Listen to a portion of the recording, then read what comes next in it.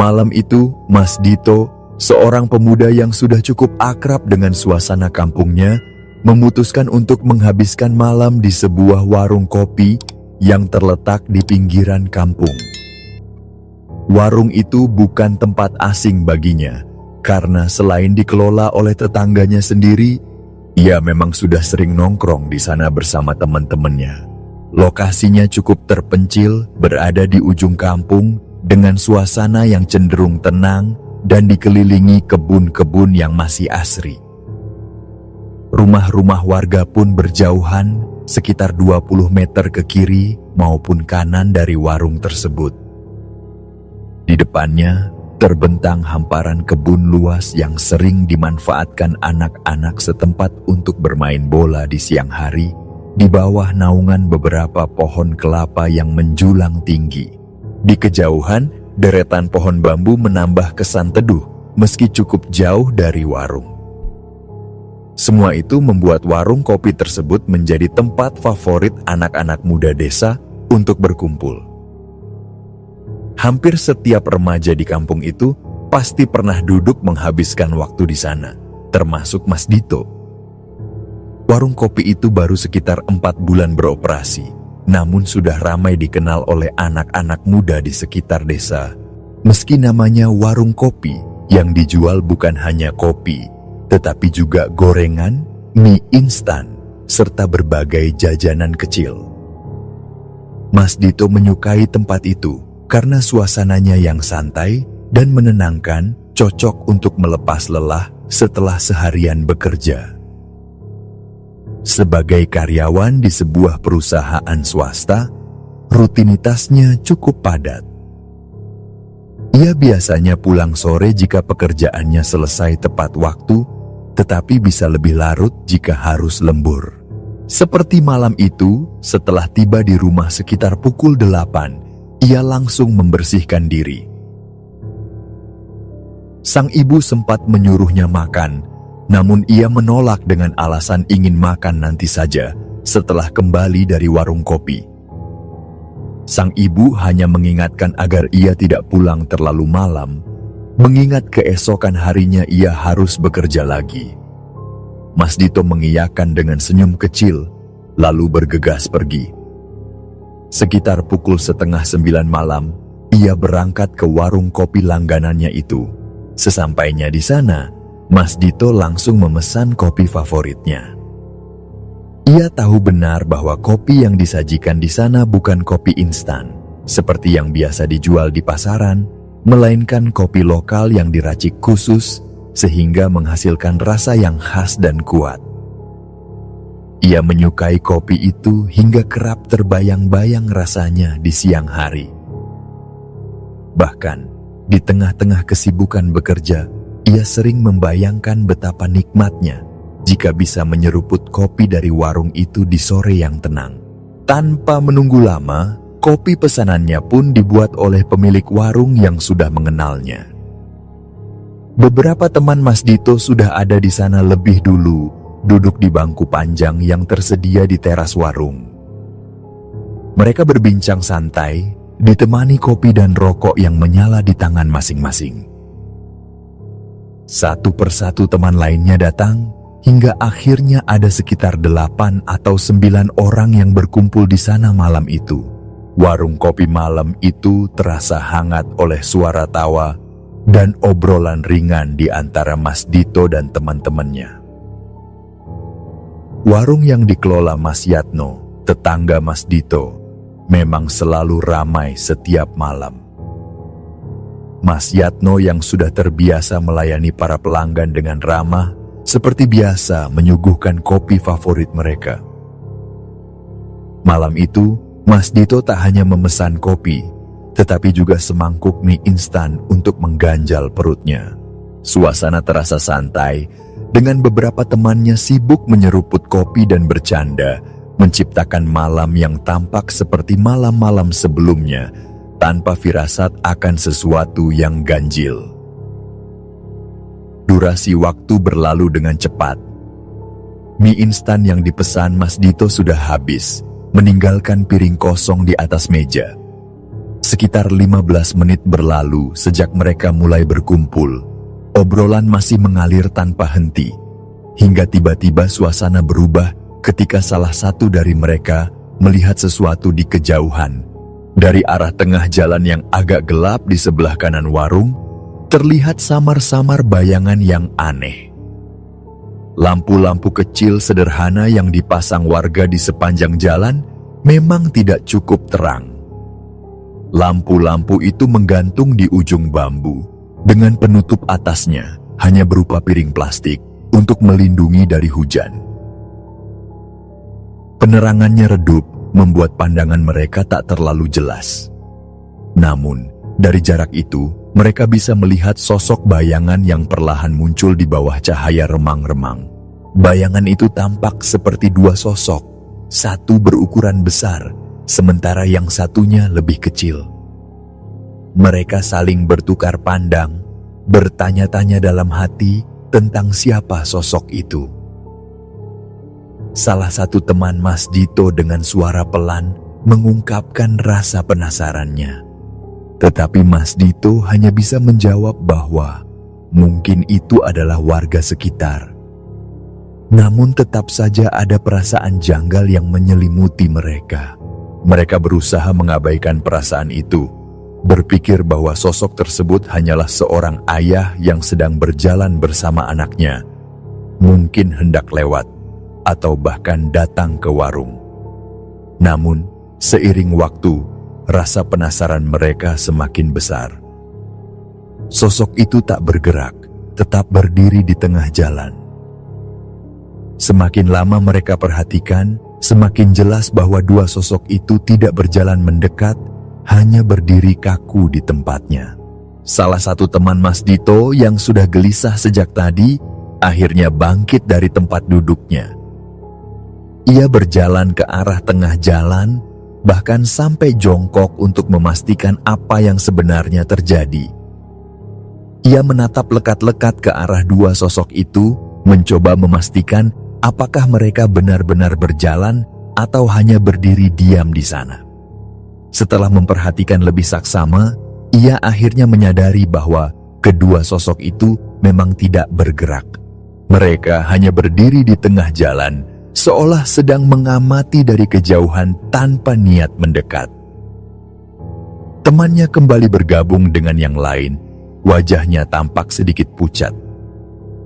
Ia mengungkapkan kegelisahannya, mengatakan bahwa perasaan tidak nyaman mulai merayap. Sosok-sosok itu terasa tidak wajar. Bagaimana mungkin ada seorang pria bersama anak kecil berdiri diam di tengah jalan pada jam 9 malam? Di desa itu, jarang sekali ada orang yang keluar selarut itu kecuali jika memang ada keperluan mendesak. Waktu terus berjalan, tetapi kedua sosok itu masih saja tidak bergerak. Beberapa saat kemudian, sosok tersebut akhirnya mulai melangkah perlahan. Langkah mereka begitu lambat, nyaris seperti diseret, mendekati arah warung kopi. Mas Yatno, yang baru keluar dari dapur setelah mencuci piring, mendapati teman-teman Mas Dito tengah menatap ke arah jalan dengan ekspresi serius. Ia pun bertanya apa yang terjadi. Mas Dito menjelaskan dengan singkat bahwa mereka melihat dua sosok yang sejak tadi berdiri di tengah jalan tanpa bergerak, lalu perlahan berjalan ke arah mereka. Mas Yatno menatap lurus ke arah jalan, mencoba melihat sosok yang dimaksud. Ia pun merasa ada yang aneh. Ia mengatakan bahwa jika dua sosok itu memang sedang berjalan ke arah warung, seharusnya tidak masalah. Namun, fakta bahwa mereka sempat berdiri diam dalam waktu cukup lama membuatnya ikut merasa penasaran. Bayangan kedua sosok itu makin dekat, langkah mereka tetap lambat dan terkesan berat. Namun setelah itu, bukannya meredakan suasana, Mas Yatno justru seolah sengaja membuat situasi semakin tegang. Dengan nada setengah bercanda, namun terdengar serius, ia malah memanasi mereka. Memberi kesan bahwa apa yang mereka lihat mungkin saja bukan sesuatu yang biasa. Sontak, rasa takut mulai merayap di benak Mas Dito dan teman-temannya. Padahal, jika dipikirkan kembali, sosok yang terlihat dari kejauhan itu tampak seperti orang biasa. Namun, entah mengapa malam itu terasa berbeda. Ada aura aneh yang menyelimuti, membuat mereka merasa ada sesuatu yang tidak beres. Rasa gelisah dan ketidaknyamanan menyatu dalam hening, membuat mereka perlahan menghentikan obrolan. Beberapa dari mereka yang duduk di pinggir jalan mulai bergeser ke sisi dalam warung, mencari posisi yang lebih aman dan memungkinkan mereka mengawasi sosok yang makin lama makin dekat. Mereka terus memperhatikan dengan seksama, mencoba memastikan siapa gerangan orang yang mendekat itu. Langkah sosok tersebut sangat lambat, hampir seperti diseret. Ketika akhirnya sosok itu cukup dekat untuk terlihat jelas, mereka semua menahan napas. Ternyata sosok itu adalah seorang pria kurus berusia paruh baya. Ia mengenakan kemeja lengan pendek berwarna putih yang sudah memudar dan tampak kekuningan. Di bawahnya ia memakai celana bahan lusuh, sementara kakinya dibiarkan telanjang tanpa alas. Di sebelahnya ia menggandeng seorang anak laki-laki kecil, mungkin berusia 4 atau 5 tahun. Anak itu juga tidak mengenakan alas kaki. Rambutnya pendek, dengan kaos polos tanpa gambar dan celana pendek yang sederhana. Mereka berdua tampak sangat biasa, tetapi justru itulah yang membuat situasi terasa semakin ganjil. Di waktu seperti ini, siapa yang masih berkeliaran di tengah jalan bersama anak kecil? Ketika mereka semakin dekat, suasana di warung mendadak sunyi. Mereka yang tadinya masih sempat berbisik-bisik kini memilih diam, tak ingin mengundang perhatian. Ketika kedua sosok itu akhirnya berdiri tepat di depan warung, semua mata tertuju pada mereka. Anehnya, sosok bapak dan anak itu sama sekali tidak menoleh atau menyapa. Mereka hanya berdiri diam, tanpa ekspresi, seolah menunggu sesuatu. Mas Dito sempat melirik ke arah dalam warung, mencari keberadaan Mas Yatno. Ia berharap Mas Yatno yang paling tua di antara mereka bisa mengambil alih situasi ini. Namun anehnya Mas Yatno justru menghilang. Ia tak terlihat di tempatnya. Mungkin sedang di belakang, sibuk dengan urusannya, pikir Mas Dito. Tak lama kemudian, Mas Yatno akhirnya muncul dari dalam warung. Dengan nada datar, ia bertanya kepada sosok tersebut, apakah ingin memesan kopi. Pria itu hanya menjawab singkat, meminta kopi hitam. Mas Yatno mengangguk dan kembali bertanya, apakah kopinya ingin manis atau pahit. Pria itu memilih pahit, sementara tangannya tetap menggenggam tangan anak kecil di sebelahnya. Mas Yatno tampak tenang, tetapi gerakannya sedikit berbeda dari biasanya. Sambil menyiapkan kopi, ia beberapa kali mengusap-usap leher dan lengannya, seolah ingin menenangkan diri. Mas Dito dan teman-temannya tetap diam, meski kini ada sesuatu yang mulai mengganggu hidung mereka.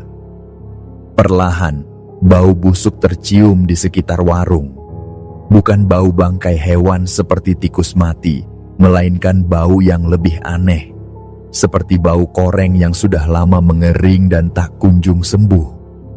Bau itu menyengat, membuat beberapa dari mereka terpaksa menahan napas. Mereka saling menatap, berusaha mencari sumber bau tersebut, namun tak satu pun berani bersuara. Mas Dito dan teman-temannya semakin terdiam.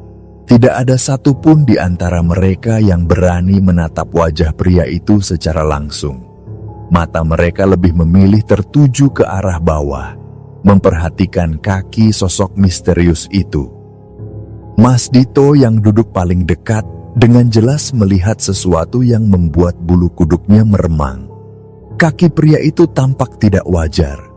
Kukunya hilang, kulit di sekitar ujung jarinya tampak kasar, seperti membusuk atau terluka lama. Rasa penasaran bercampur ngeri perlahan menyelinap ke benaknya. Ia pun mengalihkan pandangan ke arah anak kecil di samping pria tersebut. Mas Dito memperhatikan lebih seksama, dan betapa terkejutnya ia saat mendapati kaki si anak ternyata juga dalam kondisi yang sama. Tidak ada kuku di jari-jarinya, menyisakan bekas luka yang masih tampak segar. Beberapa bagian kulitnya terlihat korengan, membuat pemandangan itu semakin tidak nyaman untuk dilihat. Mas Dito merasa ada yang sangat salah. Ia menyenggol temannya pelan, memberi isyarat agar ikut memperhatikan keanehan itu. Ketika teman-temannya mulai menyadari apa yang terjadi, rasa takut langsung menyergap. Mereka mencoba menahan ekspresi agar tidak terlihat panik, namun mata mereka saling bertatapan dengan penuh tanya. Di saat itu, pria tersebut mendadak bersuara, bertanya dengan nada datar apa yang sedang mereka lihat. Suaranya terdengar tenang, tetapi ada sesuatu di balik ketenangan itu yang membuat suasana semakin mencekam. Ia bahkan sempat menggerakkan jari-jari kakinya perlahan, seolah sengaja menunjukkan sesuatu yang tidak biasa. Mas Dito hanya mampu menjawab singkat, mencoba menenangkan diri sambil menundukkan kepala, mengatakan bahwa tidak ada apa-apa. Namun, jantungnya berdegup kencang, merasa bahwa situasi ini semakin sulit dijelaskan. Sementara itu, Mas Yatno tetap berada di dalam, sibuk membuatkan kopi di dapur.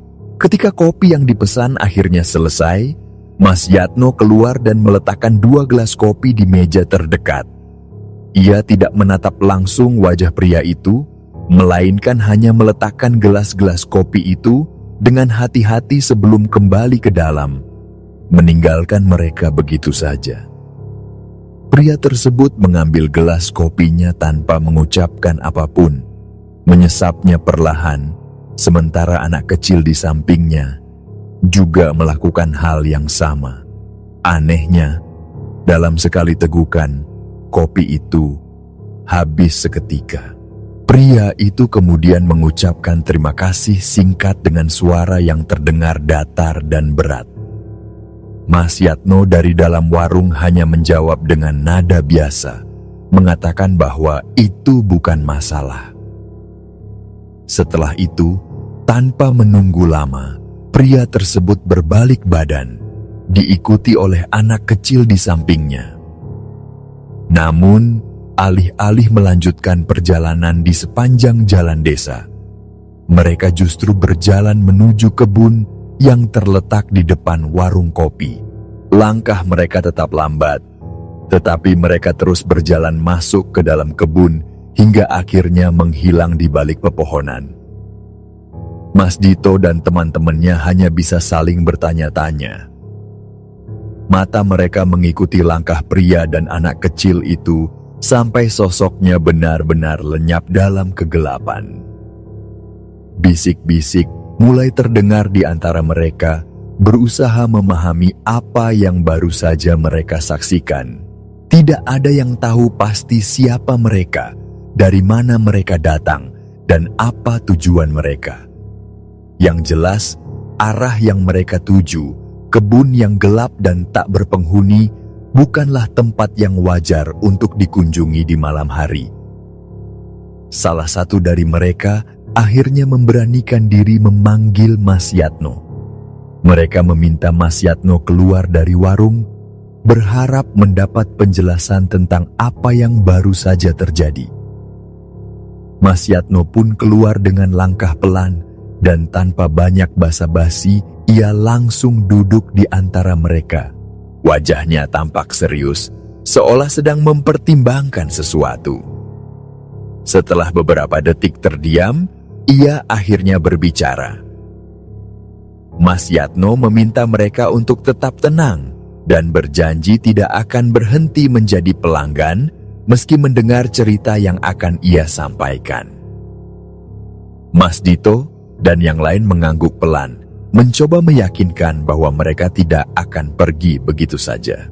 Mas Yatno kemudian memulai ceritanya, mengatakan bahwa sosok-sosok itu memang sering lewat di depan warung, terutama menjelang tengah malam saat ia bersiap menutup warung. Biasanya mereka hanya lewat tanpa singgah. Namun malam itu terasa berbeda. Mereka datang lebih awal dari biasanya, saat warung masih ramai dengan pelanggan. Ia juga mengaku bahwa selama ini, jika kedua sosok itu tidak muncul, ia selalu menyiapkan 2 gelas kopi untuk mereka dan meletakkannya di luar. Ia tidak tahu pasti siapa mereka, tetapi ia merasa bahwa mereka bukan manusia. Ketika salah satu dari teman Mas Dito bertanya lebih jauh, Mas Yatno hanya menjawab dengan nada pelan bahwa ia juga tidak tahu asal-usul mereka. Yang jelas, tidak ada satupun dari warga desa yang mengenal mereka. Dan lebih aneh lagi, tujuan mereka selalu sama, pergi ke arah kebun yang gelap. Mendengar penjelasan itu, suasana semakin mencekam. Mereka kini menyadari bahwa apa yang mereka lihat malam itu bukanlah sesuatu yang biasa. Rasa dingin seolah menyusup ke dalam tulang mereka, meninggalkan pertanyaan yang belum terjawab. Siapa sebenarnya sosok itu? Dan apa yang mereka lakukan di kebun yang gelap? Malam itu, suasana di warung kopi semakin tegang setelah pria misterius dan anak kecilnya berjalan masuk ke kebun di depan warung. Dan ketegangan itu bukannya mereda, justru meningkat ketika salah satu dari mereka, seorang pemuda bernama Mas Fahri, menyuarakan rasa penasarannya. Ia berkata bahwa ia ingin tahu lebih jauh. Jika benar sosok itu sering muncul, ia merasa ingin melihat lebih dekat apa yang mereka lakukan di dalam kebun. Rasa ingin tahu Mas Fahri tampak begitu besar, hingga ia tidak memedulikan peringatan dari Mas Yatno. Mas Yatno dengan tegas memperingatkan mereka agar tidak macam-macam. Ia mengatakan bahwa yang mereka lihat tadi bukanlah manusia. Namun Mas Fahri tetap bersikeras. Ia yakin jika benar sosok itu bukan manusia, maka tidak akan terjadi apa-apa. Sebaliknya, jika mereka manusia, mereka pasti sedang melakukan sesuatu di kebun itu. Beberapa teman Mas Dito mulai ragu, tetapi dorongan rasa ingin tahu tampaknya lebih kuat. Mas Fahri mengajak siapapun yang berani ikut bersamanya, dan ternyata 2 orang temannya mengiyakan ajakan itu. Mereka bertiga pun berdiri dari kursi, bersiap untuk berjalan ke kebun yang kini gelap gulita. Mas Dito yang sejak awal merasa tidak nyaman, mencoba mengingatkan mereka sekali lagi. Ia menekankan hal paling ganjil yang ia lihat tadi. Kaki pria itu yang aneh, tanpa kuku, dengan bau busuk yang menyengat, berasal dari luka-luka di kaki mereka. Ia bertanya-tanya, tidakkah mereka merasa bahwa itu sudah cukup sebagai tanda bahaya? Namun Mas Fahri dan kedua temannya tetap pada keputusan mereka. Mas Yatno kembali memperingatkan mereka, mengatakan bahwa usia mereka masih muda, belum menikah, dan sebaiknya tidak bermain-main dengan hal seperti ini. Ia menyuruh mereka pulang saja daripada mencari masalah. Tetapi Mas Fahri tetap nekat. Ia hanya tersenyum sambil berkata kepada teman-temannya agar menunggu di warung, sementara ia akan pergi ke kebun bersama 2 temannya. Mereka bertiga pun melangkah keluar dari warung dan perlahan berjalan menuju kebun yang gelap. Awalnya Mas Dito hanya bisa memandang punggung mereka dari kejauhan, merasa cemas dengan apa yang akan mereka temukan. Kebun itu tidak berpagar dan sering digunakan sebagai tempat bermain anak-anak di siang hari. Namun malam itu kebun tersebut berubah menjadi tempat yang tampak asing dan menyeramkan. Setelah beberapa saat, bayangan mereka bertiga menghilang dari pandangan, tertutup oleh semak-semak. Mereka masuk semakin dalam, berusaha mencari jejak sosok pria dan anak kecil itu. Satu-satunya patokan yang mereka gunakan adalah warna putih kekuningan dari baju pria tadi dan kaos polos putih yang dikenakan anak kecil itu. Mereka berjalan hati-hati, menembus kegelapan sambil berharap bisa menemukan sesuatu. Lalu, di kejauhan, mereka melihat sebuah cahaya kecil.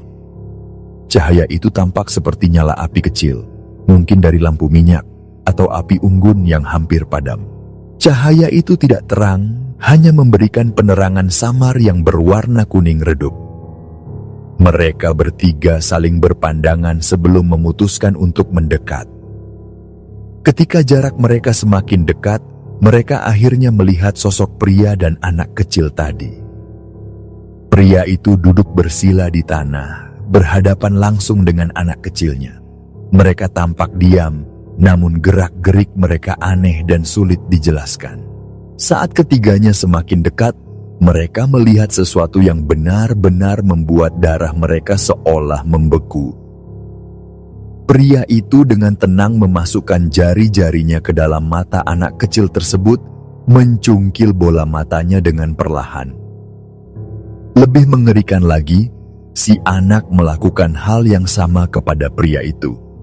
Mereka saling mencungkil mata satu sama lain hingga mata mereka bolong, meninggalkan lubang hitam mengerikan yang menganga di wajah mereka.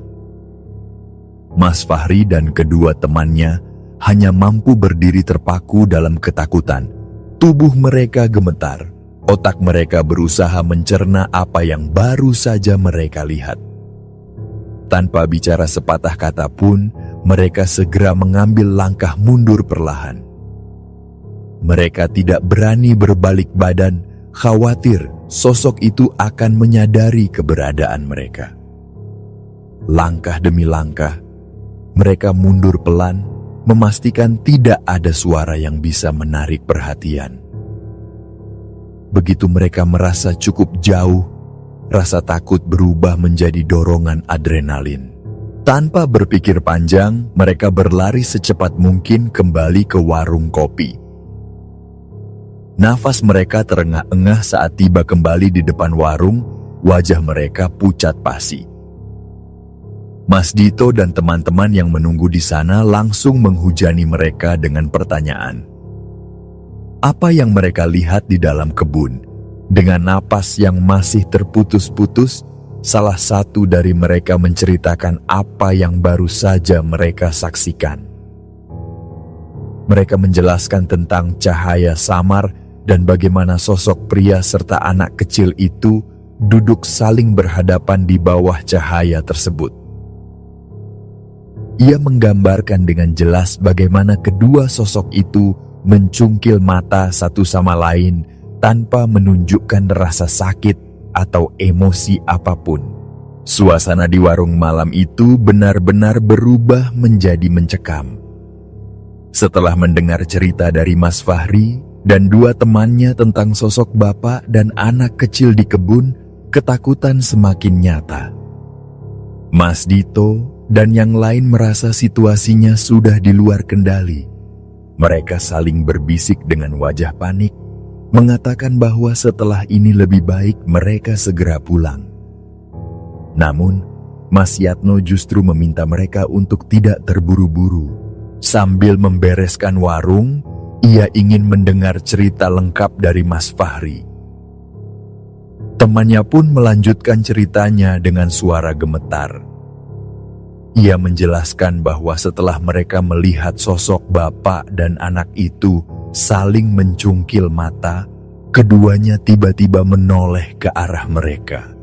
Yang membuat suasana semakin tidak wajar adalah mata mereka yang sudah bolong, kosong seperti lubang hitam menganga. Teman-temannya bergidik, Mendengar detail tersebut membuat mereka merasakan hawa dingin merayap di tengkuk. Mas Yatno akhirnya mempercepat beres-beresnya. Gelas-gelas kopi yang masih ada di meja segera dikumpulkan meski beberapa di antaranya masih penuh. Ia tidak peduli lagi dengan sisa cucian piring yang menumpuk di belakang. "Kita tutup sekarang," katanya sambil menggulung tirai bambu yang menutup sebagian warung. Namun, saat mereka sibuk menutup warung, salah satu dari mereka menunjuk ke arah kebun. "Lihat, itu mereka lagi!" teriaknya dengan nada tertahan. Semua serempak menoleh ke arah kebun. Di bawah cahaya redup, sosok bapak dan anak kecil itu kembali terlihat. Mereka berjalan pelan-pelan, kembali menuju jalan yang mengarah ke warung. Langkah mereka lambat dan kaku. Namun, yang membuat semua orang merinding adalah bagaimana mereka berjalan seperti kehilangan arah. Sesekali, salah satu dari mereka menabrak pohon kelapa di sisi kebun, menghasilkan suara keras seperti tubuh yang menghantam batang pohon. Pria dewasa itu beberapa kali menabrak pohon, berhenti sejenak, lalu melanjutkan langkahnya seolah tidak merasakan apa-apa. Anak kecil di sampingnya juga melakukan hal yang sama. Kadang si bapak yang menabrak pohon lebih dulu, di lain waktu si anak kecil yang tersandung pohon atau tergelincir di tanah. Mereka terus bergandengan tangan, tidak pernah melepaskan genggaman mereka, meski langkah mereka terlihat seperti orang buta. Ketakutan semakin memuncak. Mas Dito memohon kepada Mas Yatno agar mereka segera pergi. Mas Yatno yang biasanya terlihat tenang pun mulai panik. Ia menutup warungnya asal-asalan, menurunkan tirai seadanya, lalu langsung menuju motornya. Semua orang mengikuti langkahnya.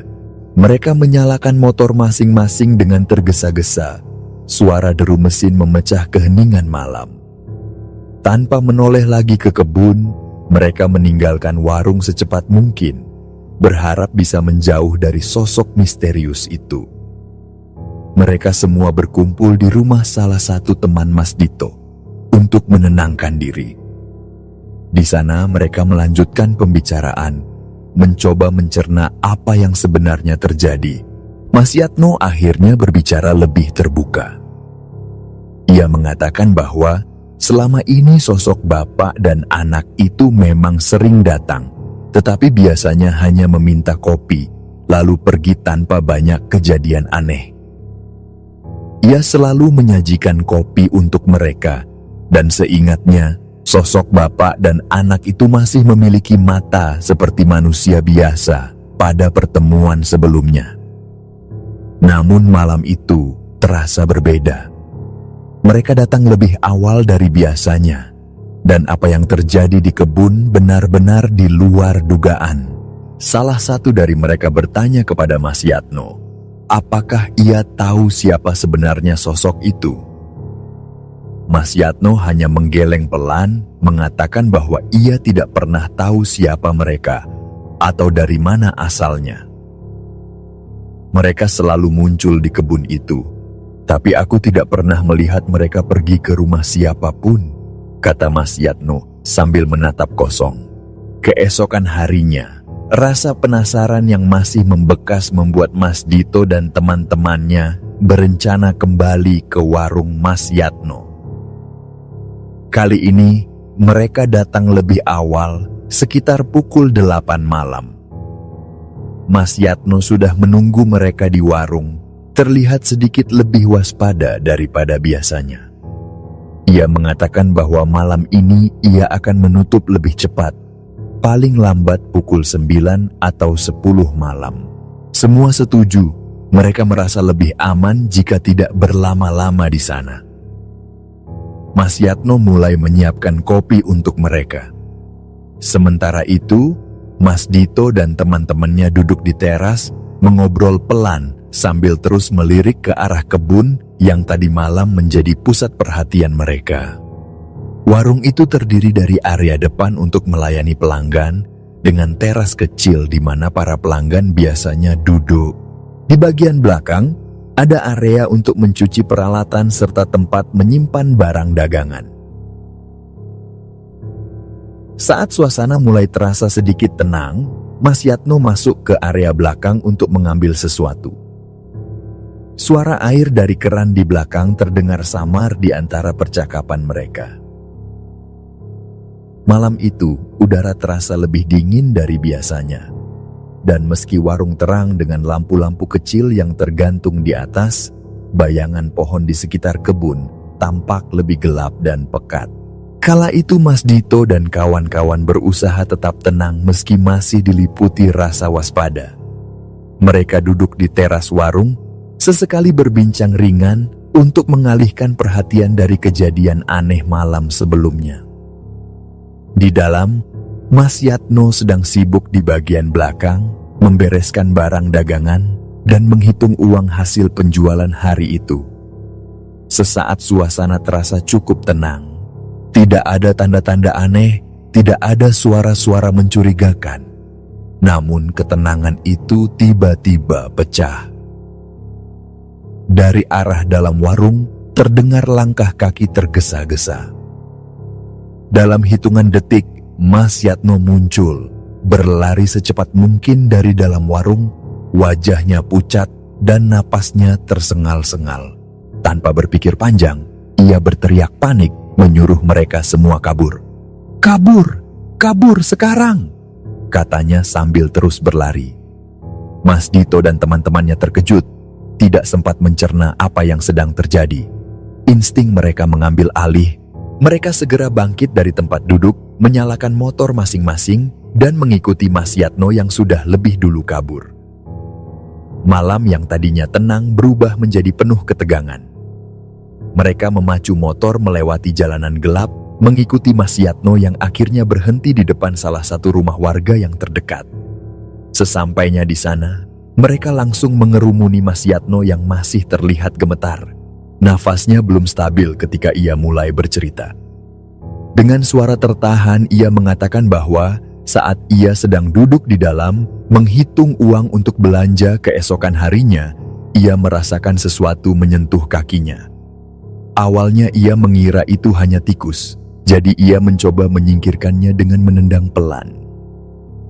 Namun, sentuhan itu kembali, kali ini lebih jelas, seperti ada jari jemari yang menarik-narik jari kakinya. Mas Yatno merasa ada yang tidak beres. Ia menundukkan kepala, mencoba melihat apa yang berada di bawah meja. Saat itulah ia melihat sesuatu yang membuat jantungnya hampir berhenti. Dari kolong mejanya, ia melihat dua tangan. Satu tangan besar milik pria dewasa, dan satu lagi tangan kecil yang tampaknya milik seorang anak kecil. Ketika ia menajamkan pandangannya, wajah mereka muncul dari kegelapan di bawah meja. Itu adalah sosok bapak dan anak kecil yang mereka lihat di kebun malam sebelumnya. Mas Yatno berusaha menenangkan diri, tetapi ketakutan yang ia rasakan terlalu kuat. Ia langsung berdiri, berlari keluar dari warung tanpa menoleh ke belakang. Dan itulah mengapa ia muncul di depan teman-temannya dengan ekspresi ketakutan seperti itu. Semua orang terdiam mendengar cerita itu. Mereka menyadari bahwa kejadian ini sudah jauh melampaui batas nalar. Salah satu dari mereka bertanya, apakah Mas Yatno benar-benar yakin dengan apa yang ia lihat? Mas Yatno hanya mengangguk pelan, memastikan bahwa ia tidak berhalusinasi. "Aku tahu apa yang kulihat," katanya. "Itu mereka, si bapak dan anak kecil itu benar-benar ada di bawah mejaku." Malam itu, mereka memutuskan untuk tidak kembali ke warung. Mas Yatno meninggalkan warung dalam keadaan seadanya, dengan tirai masih tergulung setengah dan peralatan yang belum sempat ia cuci. "Biar saja," katanya. "Tidak ada yang akan mencuri di sana. Toh tidak ada orang yang mau mendekat setelah malam seperti ini." Keesokan paginya, Mas Yatno kembali ke warung dengan ditemani oleh salah satu saudaranya. Ia ingin memastikan warungnya aman, Tetapi dalam hatinya ia sudah memutuskan sesuatu. Ia akan menutup warung itu sementara waktu. Mereka merapikan barang-barang di dalam, membersihkan sisa-sisa malam sebelumnya, lalu menutup pintu warung. Warung itu tetap tertutup selama sebulan penuh. Mas Yatno ingin memastikan bahwa semuanya kembali normal sebelum ia berani membukanya lagi. Selama masa penutupan itu, tidak ada lagi yang mendengar atau melihat sosok bapak dan anak kecil tersebut. Seiring waktu, kejadian itu mulai terlupakan. Ketika warung kembali dibuka, suasana di sana kembali seperti sedia kala. Mas Dito dan teman-temannya perlahan kembali datang untuk menikmati kopi favorit mereka. Meski rasa takut sempat menghantui, mereka mencoba melupakan kejadian itu sebagai sesuatu yang tidak perlu diungkit-ungkit lagi. Beberapa bulan kemudian, Mas Dito yang sudah semakin sibuk dengan pekerjaannya mulai jarang datang ke warung. Ketika suatu hari ia akhirnya kembali, ia menanyakan kepada Mas Yatno apakah ada kejadian aneh selama ia tidak datang. Mas Yatno hanya tersenyum kecil sambil mengatakan bahwa semuanya baik-baik saja. Sosok itu tidak pernah muncul lagi. Sekarang ia bahkan tidak sendirian menjaga warung. Seorang temannya kini ikut membantu, membuat suasana di warung terasa lebih aman dan ramai. Meski begitu, di sudut hati mereka masing-masing, kenangan tentang sosok bapak dan anak kecil itu masih tersimpan. Mereka tahu, meski kejadian itu telah berlalu, misteri tentang siapa sosok tersebut dan apa tujuan mereka tetap menjadi pertanyaan yang tidak pernah terjawab.